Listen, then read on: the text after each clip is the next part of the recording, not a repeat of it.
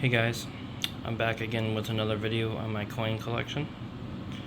I have not done any updates on my Lincoln Cents collection, which was the main focus for quite a while in my hunting for coins and coin collecting.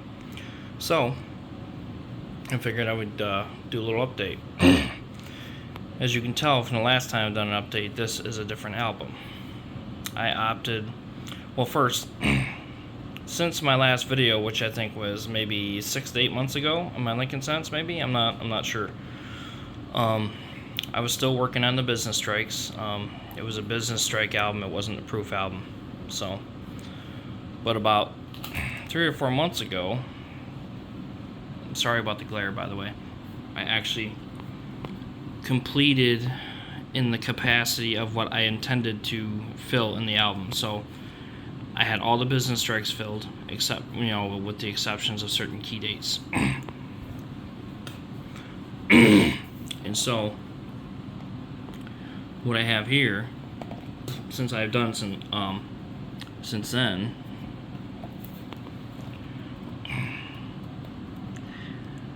I actually purchased all of the semi-keys, and then I purchased a couple of slabbed key dates. I do not have the 09S BDB, obviously. That's a coin I will most likely never obtain. But I do have the 1909S. I purchased this slabbed. It cost me around $100. So that was a nice little steep fee. Let's zoom in a little bit. It's glare from this light. Okay, so I have, the majority of these.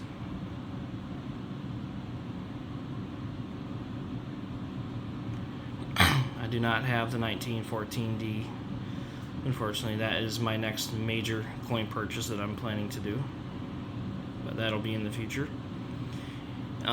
Just in case anyone's curious, what I chose to do, instead of putting another Lincoln Cent in the spots, I've chosen to put U.S. Treasury token, U.S. Mint, U.S. Treasury tokens. So I thought that's a pretty good, unique way to fill in the holes, because they are the exact same size as the pennies, so they fit in there pretty nicely. I mean, yeah, it looks a little off, but I don't know. I like it.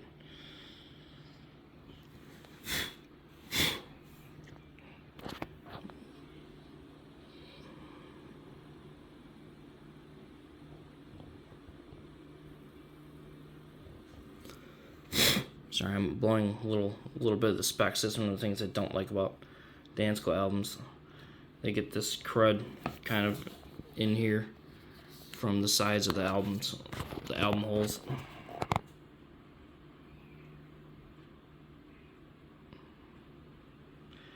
This is a very fun and also very frustrating set to work on. I say frustrating because once you kind of get down to the nitty-gritty of the semi-key dates and the key dates, you're spending a lot of money. All these here, 11S, the 12S, 11D, the 13S, the 14S. Those are all semi-key dates, and they're not cheap. At least if you're trying to find them in somewhat decent condition.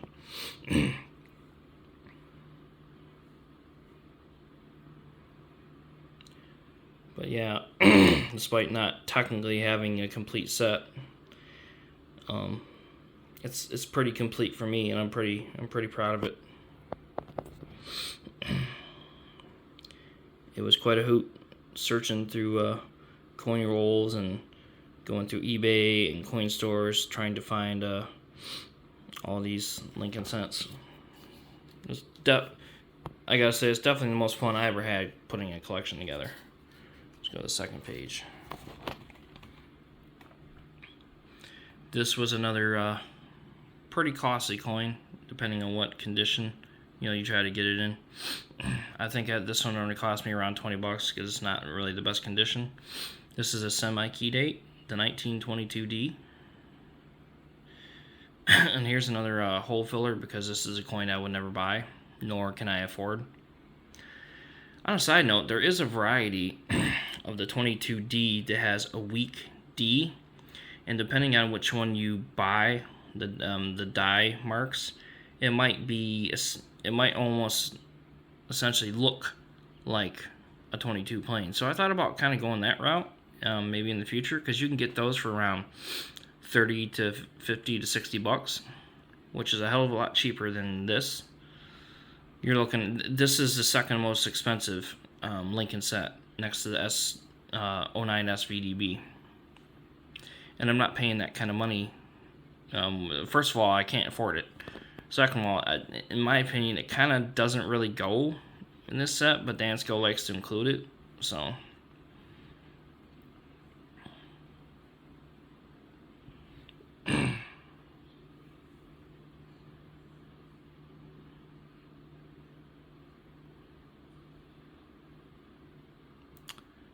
There was another key date here that I think was kind of expensive. I can't remember what the hell it was. I think it was the 24D. Yeah, this was a pricey sucker too. So basically all the from 1910 to around 1915, all the S Mint marks are considered semi-key dates, and they're all kind of costly, along with this 22D and this 24D. That cost me a good chunk of money, at least $100 to $200 just for all those coins right there.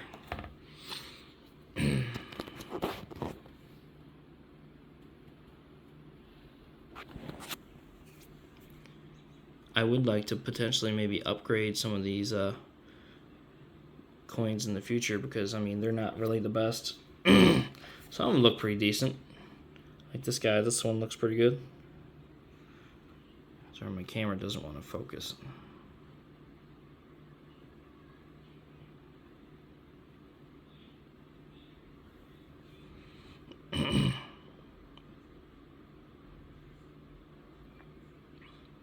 Now, I also purchased recently another key date coin. I got the 31S, and I thought it was a beautiful coin. It was another expensive purchase, like I said. So, what the frig? Really? Sorry about that. Yeah, this is a coin that I bought slabbed, mostly because I wanted to know that I had an authentic one. Because there's a lot of scammers on eBay, which is where I buy the majority of my coins at.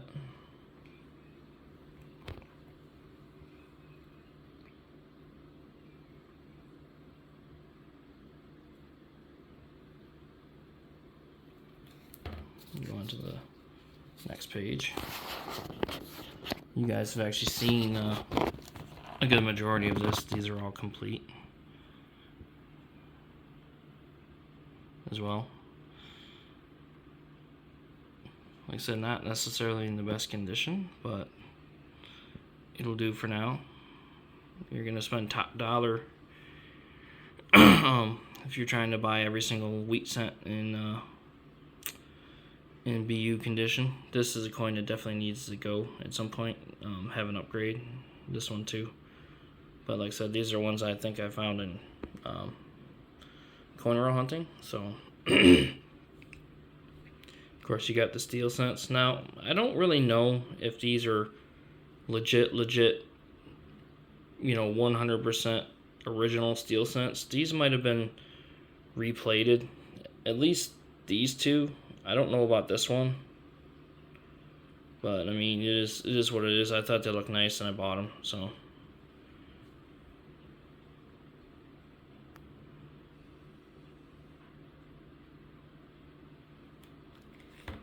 Then we come up to the last page of the wheat cents. Now, I'd like to do a lot of upgrading here at some point, mostly because this is the most budget-friendly area to get your wheat cents in BU condition. That's why I have some of them. Might cost you maybe $2. That's what some of these cost me.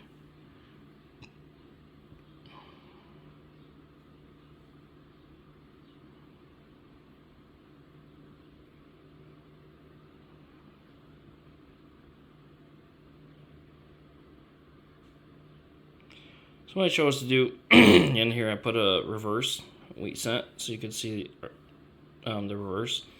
And then the beginning, I started, since they leave an empty spot here, I put a reverse of the memorial cent, and then I have a BU memorial cent for 1959.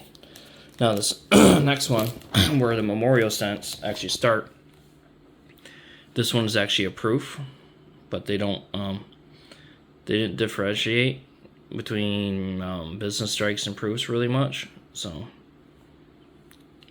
but yeah, this is a proof. I thought it was pretty nice looking.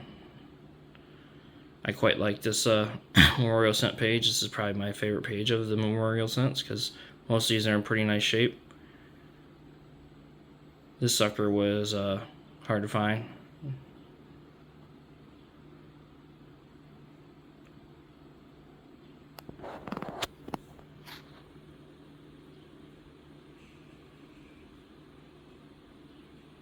Some of these I did actually find in bank rolls, and I thought they looked pretty nice, so I just left them.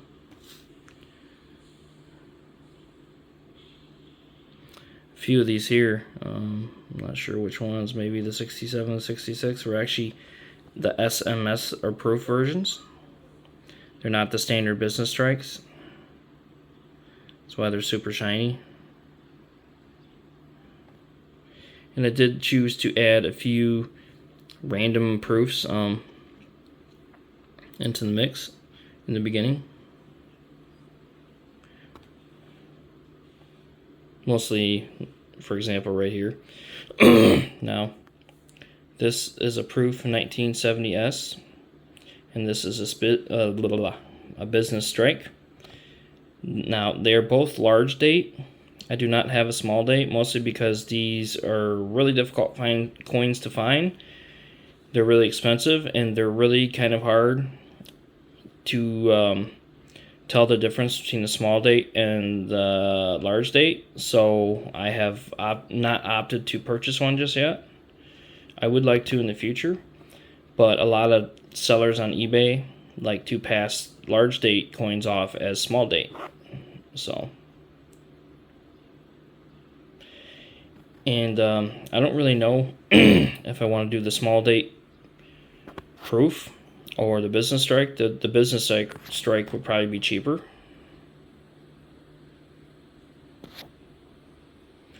This is a random proof that I added into the mix just because I thought it looked nice. I had upgraded this coin essentially. The 71S I had was in pretty bad shape, so I said, why not? Why not just throw a proof in there? It really doesn't look too different. I like the look of the earlier proofs. They're actually quite nice.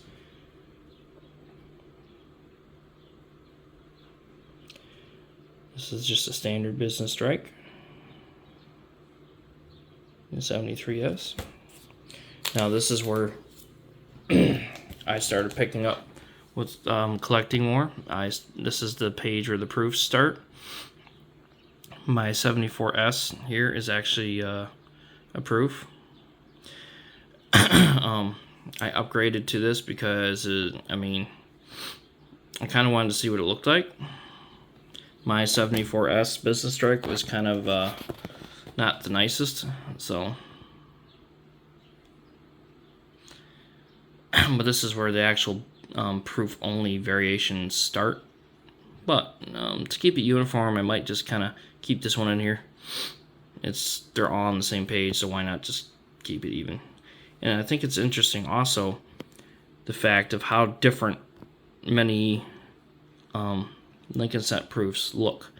Like I got this one, say for example the other day, the 76S, and I'm not really a huge fan of this one because I like to keep everything as uniform as I can within reason, and you can see the large difference between this. So whereas these ones look minimally different, especially this one. This one is pretty similar. Personally, I'm trying to go for a look mostly more like this.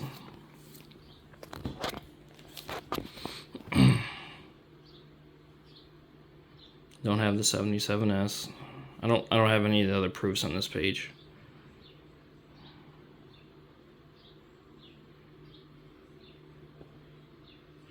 That's a really annoying thing that Dansko does. They never ever include the 1981 Type 2, Type 1 and Type 2 proofs. I don't know why, but it annoys the ever-loving shit out of me. The only actual album that they do include it in is the Susan B. Anthony Dollar album. And then you got all your copper varieties. You got way too many. Could have done without some of these copper varieties and put the 81 Type 2 and Type 1 proof.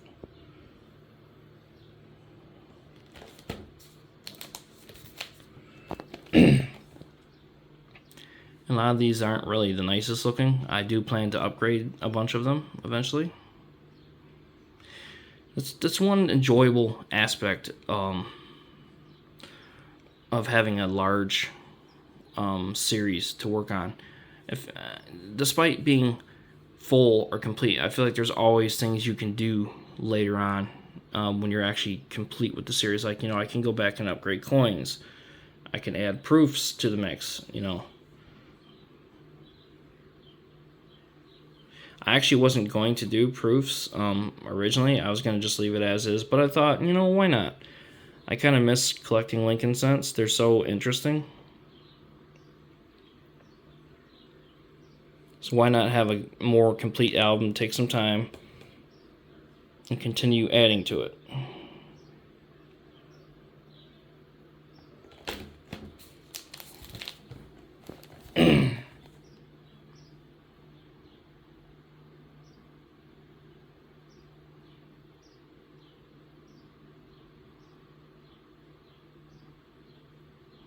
As you can tell, I have to get the proofs into these spots. I don't have them yet. I do have several here, which I thought looked pretty nice.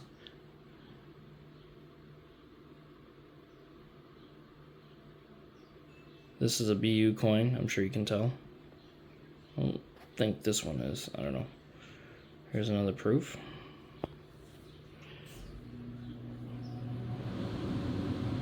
$2004 proof. I got these recently for a very good price on eBay.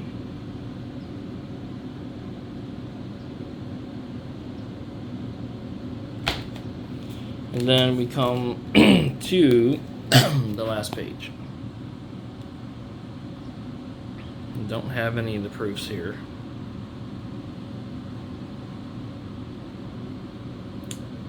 Yeah, there's a random Indian head cent, as well as a U.S. token treasury mint, a U.S. mint treasury token. Here's my random old 1974S that I said it was pretty bad condition. But yeah, that's what I got going on, guys. I think it's pretty fun. It's been kind of a nice step away from purchasing ridiculously expensive coins, because none of these Lincoln Cent proofs are very expensive. You can get them for under $10, and that's I haven't been enjoying the hobby as much, I'd have to say, since I've been buying all expensive coins. It's kind of not as fun. So, and then as always, Dansko leaves all these empty holes here. I'm not really sure what I'm going to do with these. Some people like to add the earlier proofs into there, and I don't really want to go that route, to be honest. I'd rather just I want to focus on the proof only issues. So I don't have collectoritis. Essentially, I don't have to have every single Lincoln Cent there is. I just have to. My goal is to complete the book to my satisfaction. Who knows? Maybe I'll put some satin finish cents in here. or I might leave it empty. I'm not entirely sure. My other album, I actually have a few of the Shield scents, and I'm not going to collect the Shield scents. First of all, because they don't really interest me. Second of all, because if you actually look at some of the the prices on the Shield scent proofs, they're absolutely freaking bonkers. I'm not paying $50 for a 2025 or 2026 proof. So, yeah, that's out of the question. But yeah, other than that, this has been a fun series. And I find it funny because this is kind of what I did when I completed my Jefferson Nicholas series. I wasn't doing the proofs in the beginning, but once I completed everything, I essentially opted to go back and add the proofs later on. Alright guys, I think that's it. Let me know what you think. Peace.